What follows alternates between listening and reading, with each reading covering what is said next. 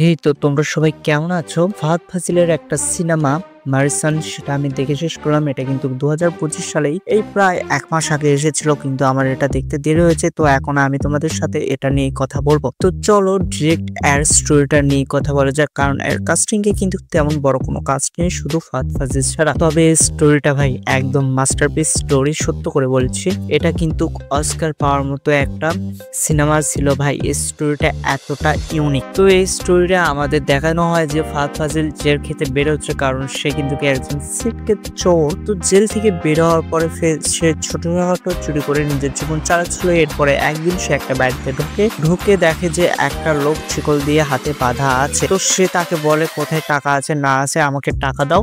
তো সে বলে আমার সব টাকা ব্যাংকে আছে, তুমি যদি আমার শিকলটা খুলে দাও তাহলে আমি তোমাকে ব্যাংক থেকে 25,000 টাকা দেবো। তো সে রাজি হয়ে যায়। তারপরে তার সাথে ব্যাংকে যায়। তো ব্যাংকে গিয়ে তার অ্যাকাউন্টে দেখে 25 লক্ষ টাকা। এরপরে সে 25 লক্ষ টাকা নেওয়ার জন্য সে লোকটাকে সাথে রেখে যায়। লোকটা কোথায় যেতে চাচ্ছে, তার ছেলের হাত থেকে বেঁচে যাওয়ার জন্য লোকটা কোনো এক জায়গায় যেতে চাচ্ছে। তো ফাহাদ ফাজিল বলে যে আমিও যাচ্ছি ওই দিক, চলেন আমার সাথে, একসাথে আপনাকে ড্রপ করে দেই। এরপর গিয়ে তাদের সাথে কিভাবে কেমিস্ট্রি তৈরি হয় এসব তোমাদের দেখাবে। আর বিশেষ করে এরপর গিয়ে একটা মারাত্মক লেভেলের টুইস্ট দেয় যে আসলে একের পর এক মার্ডার হতে আছে, কিন্তু সে মার্ডার গুলো কে করেছে পুলিশ বিভিন্ন ইনভেস্টিগেশন করতে পারে। আসলে যে লোক ফাহাদ ফাজিলের সাথে আছে সে একজন মার্ডারিস্ট।